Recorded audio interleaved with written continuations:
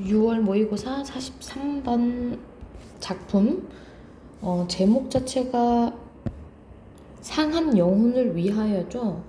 그렇다면 우리가 다루는 시적 대상이 뭔진 모르겠지만 상한 영혼에 대한 이야기다 라는 걸 알 수 있어요. 그러면 이 대상의 의미가 모호하므로 내용을 정확하게 정리하고 이 대상이 뭘 의미하는 건지 다시 파악하는 과정이 좀 필요해 보입니다. 자, 우리가 파악해야 되는 건 네 가지예요. 첫 번째 화자, 두 번째 대상, 세 번째 시적 상황, 네 번째 정서와 태도죠. 근데 사실상 여기서 시적 화자는 겉으로 드러나 있지 않습니다. 겉으로 드러나 있지 않기 때문에 대상, 상한 영혼에 대한 어떤 이제 생각들이 그냥 나타난다, 이런 것들을 파악해 나갈 수 있을 것 같아요. 자, 화자는 나라고 드러나지는 않지만 상한 영혼에 대한 어떤 생각들이 드러난다는 거죠. 그러면 화자는 대상을 향해서 어떤 생각을 하고 있는가? 조금 주제를 정리하자면 고통이나 시련을 회피하지 말고 어떻게 정면으로 맞서서 견딤으로써, 즉 인내하고, 그죠? 인내하고 견딘다, 견딤으로써 뭘 얻게 된다? 새로운 성숙, 희망, 요런 가치를 얻게 된다. 요런 것들이 전체적인 주제가 되겠습니다. 고통 앞에서 의연한 태도, 고통을 대면하고 수용하고자 하는 태도, 요런 식으로 얘기를 할 수가 있는데요. 상한 영혼을 위하여 였잖아요. 그러면 상하다라는 건 뭐겠어? 좀 힘든 시련, 고통을 겪었다. 그래서 좀 피폐해진 상태다. 이런 거를 얘기할 수가 있다라는 얘기겠죠. 전체적으로 우리가 다뤄야 되는 주제를 한번 얘기를 해봤고요. 자, 시의 내용을 조금 살펴보겠습니다.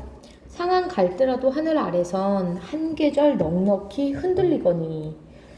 자, 그러면 여기서 얘기하는 그 상한 영혼은, 자, 첫 번째 갈대라는 자연물을 가지고 얘기를 하고 있습니다. 그럼 상한 갈대는 어떤 존재? 상처받은 존재.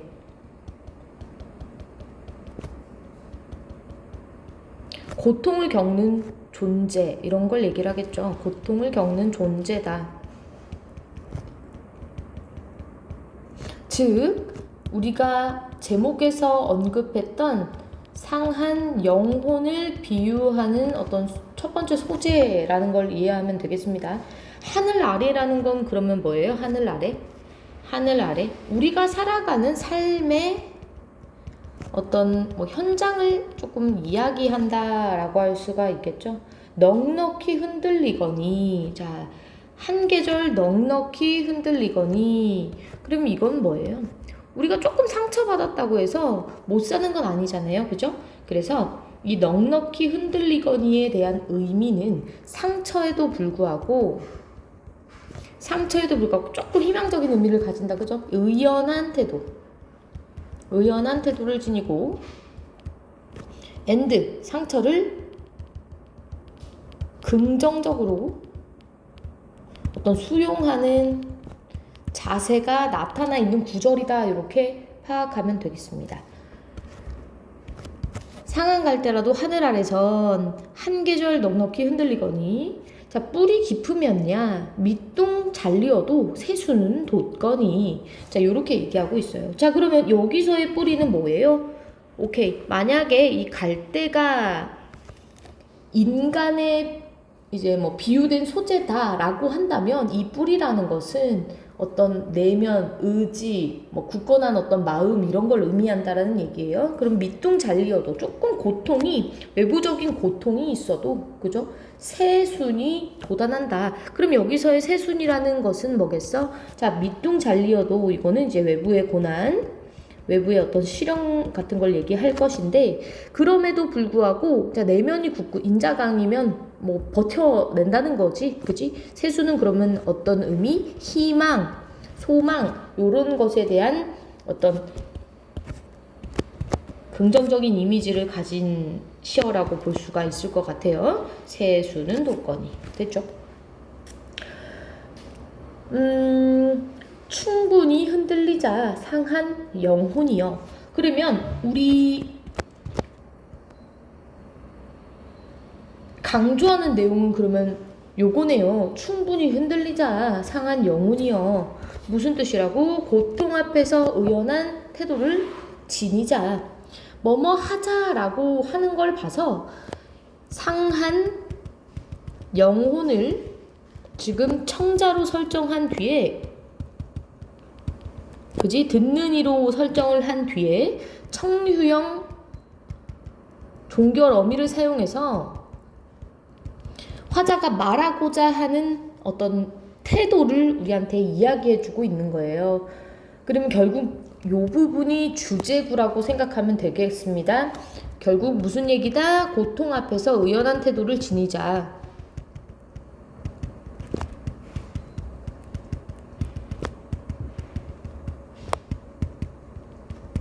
그러면 이제 막 질문하겠지. 의연이 대체 뭐예요? 의연이 뭐야?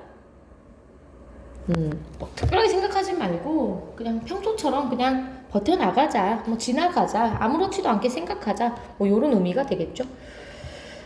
한 번 더 반복합니다. 충분히 흔들리며 고통에게로 가자. 자, 고통에게로 직접 가버리재요. 그럼 요런 거는 어떤 의미겠어? 직면하자라는 의미가 되겠지. 그치? 직면하자.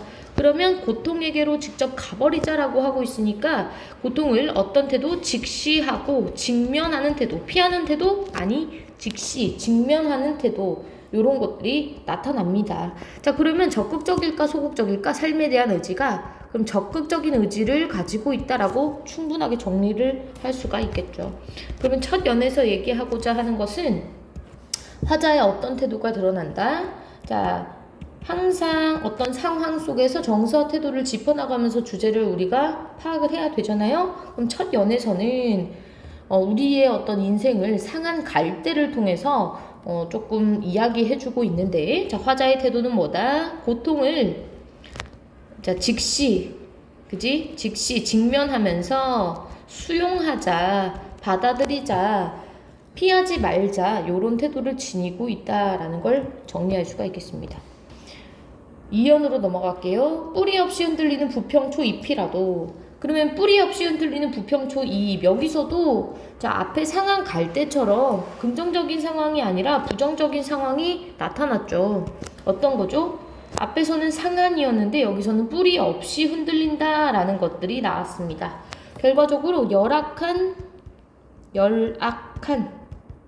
어떤 생존 환경이다. 그럼에도 불구하고 열악한 생존 환경이고요. 또 이 부평초잎은 상한 갈대처럼 어떤 내면의 상처, 그지?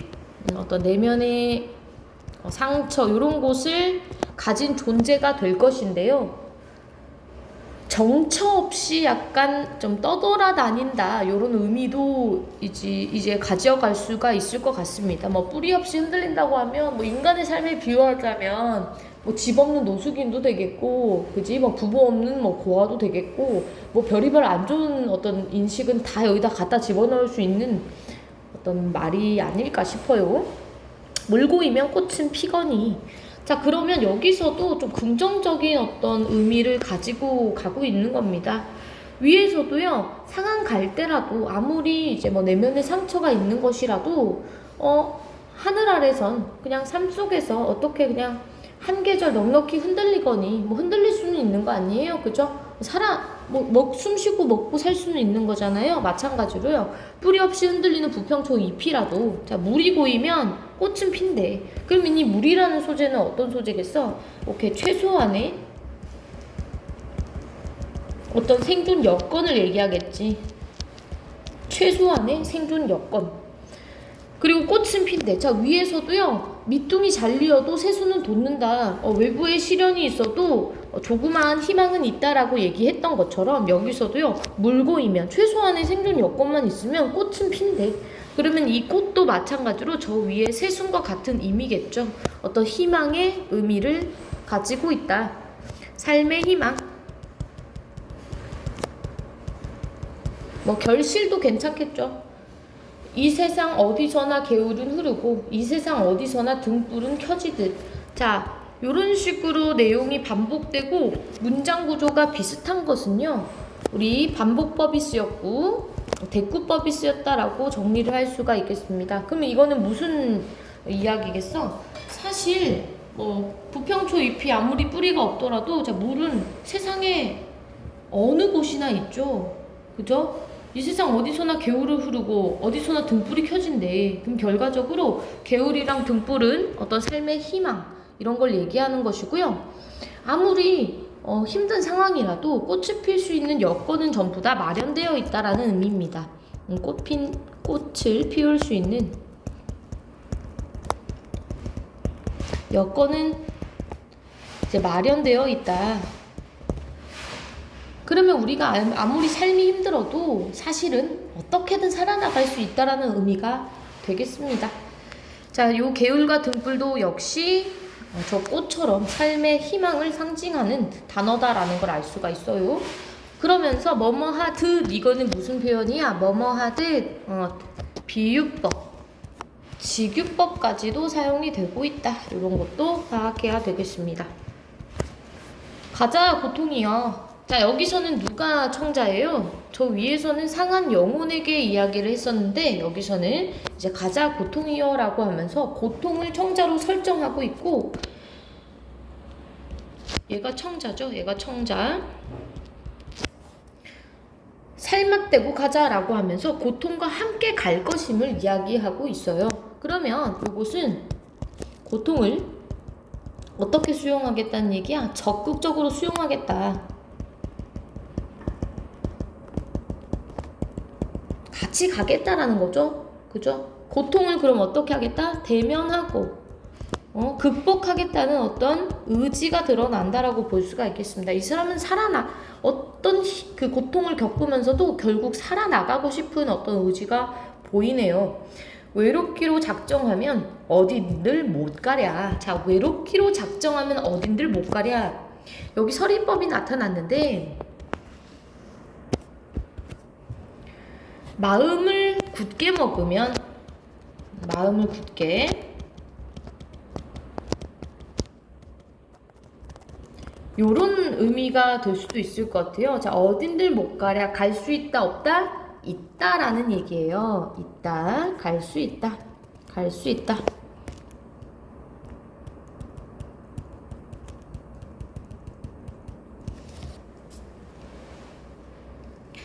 자, 생각해봐. 외롭기로 작정하면 어딘들 못 가랴. 만약에 크리스마스에 트리 축제가 있어.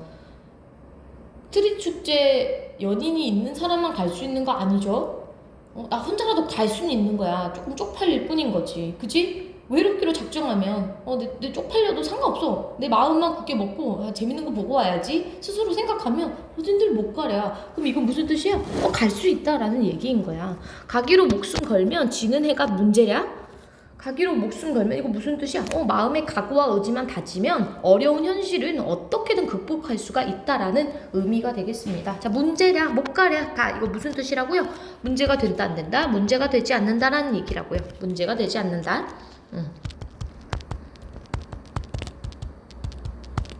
서리법은 이런 식으로 반대로 좀 해석을 해주시면 될 것 같아요. 자, 이 행위에 걸쳐서 고통을 수용하려는 어떤 의지, 그지? 고통을 겪으면서도 꽃을 피우는 부평초 잎을 통해서 그 수용하려는 의지 같은 것이 계속 연속이 됩니다. 화자의 태도 그대로죠. 자연물만 바뀌었을 뿐인 거지. 자, 고통과 서름의 땅 훨훨 지나서, 자, 고통과 서름의 땅을 훨훨 지났대. 이것도 어떤 은유적인 표현인데요. 상징적 의미를 얘기하자면 어떤 부정적인 현실을 얘기할 거야. 부정적인 현실 은유. 훨훨 지나서 음성상징어 나왔죠. 음성상징어에 대해서도 물어볼 수가 있습니다. 그러면 결국 극복했대. 뭐하자? 뿌리 깊은 벌판에 서자. 그러면 이 뿌리 깊은 벌판이라는 것은 굳은 의지를 가져낸, 그지? 상한 영혼이 치유된 어떤 공간을 얘기할 것이고요. 이 뿌리 깊은 벌판은 이 고통과 서름의 땅과 이제 대조되는 공간입니다. 대조. 그지? 뿌리 깊은 벌판의 의미 뭐라고? 고통을 이겨낸 공간.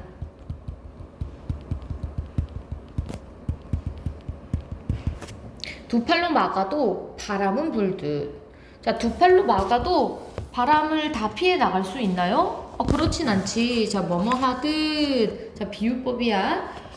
영원한 눈물이란 없느니라. 영원한 비탄이란 없는 것이다. 무슨 뜻이야? 영원한 고통. 고통과 슬픔은 언젠가는 끝난다라는 얘기예요. 언젠가는 끝난다. 그러면 삶에 대한 어떤 긍정적이고 낙천적인 인식이 드러나죠.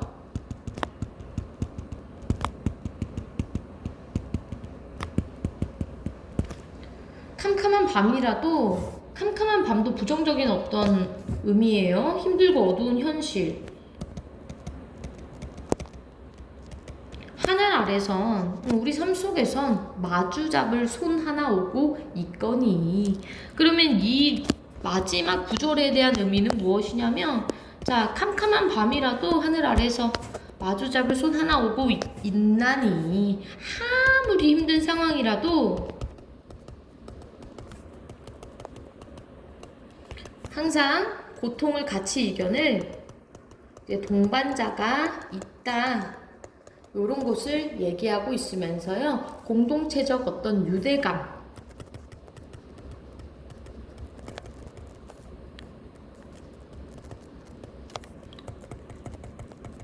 연대감, 요런 게 이제 드러난다라고 할 수 있겠습니다. 근데 사실 요거는 이제 이 작가의 생각인 거야. 뭐 고통을 우리가 극복하고 수용하고 삶을 이제 성숙하게 이끌어 나가자라는 말도 있으면서 뭐 우리 곁에는 항상 뭐 친구나 부모나 뭐 연인이나 있잖아요. 뭐 그런 거를 이제 의미한다라고 볼 수가 있는 거겠지. 그래서 자, 다시 한번 처음으로 들어가서 정리를 한다면, 자, 화자 나가 드러나 있나요? 그렇지 않았다. 그죠? 대상은 상한 영혼인데 이 상한 영혼은 지금 다양한 자연물로 나타나 있다라는 걸 알 수가 있어요. 갈대라든지 부평초라든지. 그죠? 화사는 대상을 향해서 계속 무슨 얘기를 강조하고 있지? 고통이나 시련을 회피하지 말고 직면함으로써 성숙하자, 새로운 희망을 얻자, 우리 옆에는 항상 누군가가 있다, 이렇게 얘기를 하고 있다는 얘기예요. 자, 그래서 전체적으로 이 네 가지를 이제 다 정리할 수 있었습니다. 그래서 대립적 의미가 나타난다, 안 나타난다? 전체적으로 대립적 의미는 나타납니다. 어떻게 나타났죠? 상한 갈대, 그 다음에 새순. 그지? 또 부평초에서도 뿌리 없이 흔들리는 부평초는 이제 슬픈 존재지만, 자, 꽃은 희망이었죠. 개울, 등불, 이런 것들은 전부 다 긍정적인 시효였다라는 걸 알 수 있었습니다. 자, 전체적으로 1연과 2연은 자, 내용이 어땠나요? 굉장히 유사했다라고 볼 수가 있겠습니다. 그래서 이 유사한 내용의 반복을 통해서 이제 강조의 효과를 얻을 수가 있겠고, 자, 이거를 그대로 갖고 가서 유사한 동사 구조의 반복, 대구를 통해서 마찬가지로 주제를 강조하고 있죠. 주제 강조. 유사한 시구도 굉장히 많이 나왔고요. 세 번째, 서리적 표현도 얘기함으로써 의지를 강조하고 있다. 못가랴, 문제랴, 이런 부분이죠. 그죠? 청자 설정 나왔죠? 청자. 첫 번째 연에서 청자는 상한 영혼이어였고, 두 번째 연에서는 고통이여라고 하면서 듣는 이를 설정했다라고 볼 수가 있겠지. 그 다음에 다섯 번째, 청유형 표현을 통해서 공감을 유도합니다. 권유를 통해서 공감을 유도한다. 우리도 그렇게 하자, 그런 마음을 갖자, 이렇게 얘기하고 있다는 거겠죠. 자, 그래서 가를 가지고 우리가 풀 수 있는 거. 자, 43번 문제를 보면 가는 공간의 이동에 따라 시상을 입체적으로 전개. 자, 공간의 이동은 없습니다. 소재가 달라질 뿐인 거야. 자, 가는 서리적 표현이 나타났었죠. 자, 가는 음성 상징어가 나왔나요? 헐헐 있습니다. 그래서 생동감 있게 드러난 것도 맞다. 하지만 가는 명령형 문장은 없고요. 가에는 청유형 문장이 드러났죠. 가의 뭐 하늘 아래 갈대 이런 거 시각적 이미지를 드러냈기 때문에 자 이런 식으로 가만 보고도 이렇게 줄여낼 수 있다라는 얘기예요. 그래서 0 아닌 건 지금 4번, 1번이네. 그럼 2, 3, 4 같은 경우, 2, 3, 5 같은 경우는 이제 나를 통해서 답을 줄여낼 수가 있다는 얘기예요. 여기 보면 기억, 마주잡을 손 같은 경우는 자, 첫 번째 거 동정심을 유발하는 대상 아니죠. 나를 또 도와주려는 존재이기 때문에 자, 기억은 연대의 대상이 맞고요. 기억은 화자가 친밀감을 느끼는 대상, 발전적으로 변화 뭐 이런 것까지는 아니겠고 부정적 현실을 극복하게 한 자 계기라기보다는 도와주는 존재이기 때문에 뭐 1번, 2번은 제끼고요. 그지? 3번도 제끼고요.